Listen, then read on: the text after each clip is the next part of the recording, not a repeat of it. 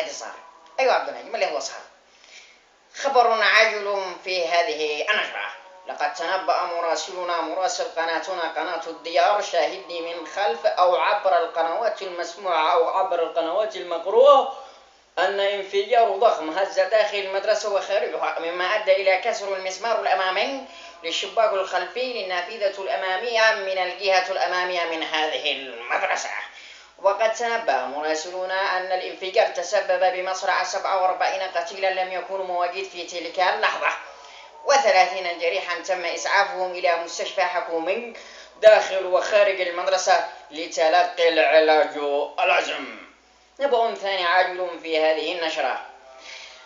لقد تنبأ مراسل شاهدني على طول فرفوش محميح البرطيشو أن 33 ناموسا قتلوا أمس و44 بقرة فرت من المعركة، مما أدى إلى تدحرج البعوض وانخفاض في نسبة الناموس.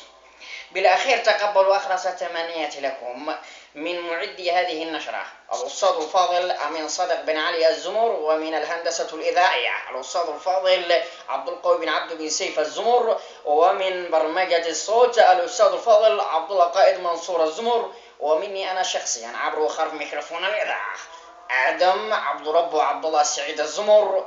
والسلام عليكم ورحمة الله منه.